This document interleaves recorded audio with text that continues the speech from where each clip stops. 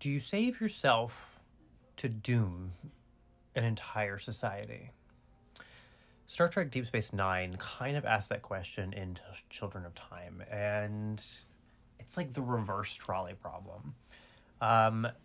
Do you save yourself, but potentially doom several thousand people? It's not even a matter of dooming them, it's that they will never exist. If you don't know, in the story, they find a colony. Come to find out that when they went through some, temporal thing, they were flung several hundred years into the past, crash landed, couldn't leave. So they formed this colony. And now these are the people that they're meeting. So they get stuck in this conundrum, which is where the trolley problem comes in, is do we stay here and basically make sure that we crash and that this colony is then created, or do we find a way to go home? But in the process, Kira will die. They will never see their family and friends again. And there's just a whole laundry list of things, that are questions that are begged, to be asked. But I think the fine thing that's fascinating is, do we owe anyone else our lives? Where is the line of saying that is too big of an ask?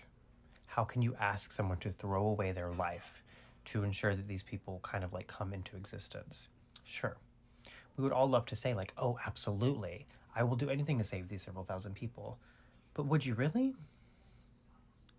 Would you never see your child again? Your significant other? Your friends? Are you willing to throw away everything that you have known thus far in order to make sure that these people will one day exist? And as far as we know, this is the only life we live. We don't know what comes next.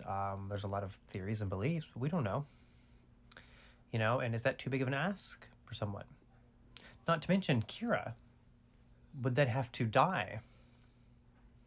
Because if they go back to Deep Space Nine, she can be treated.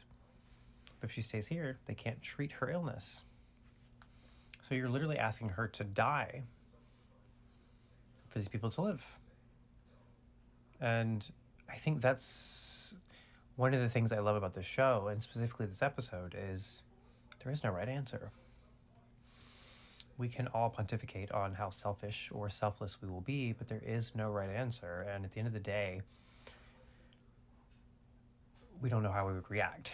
But that's why stories like this exist. Because by asking the question, we can then maybe craft some general ideas as to what we would do, and something, somewhat similar. What can we do to help our fellow man within reason? What can we sacrifice within reason to help people? And I think it's something that, obviously, with the election coming up, is kind of a similar question that we can be asking ourselves. What decisions can we make that can help other people? But we have to look beyond just ourselves. Because the reality is in this scenario, it's not just the colony that is affected.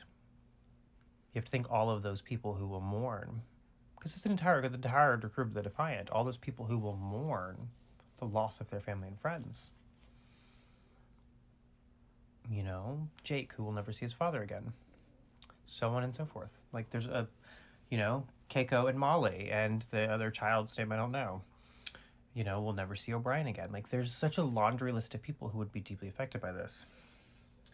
And so I think, if you haven't seen the episode, go watch it. It's on Paramount Plus.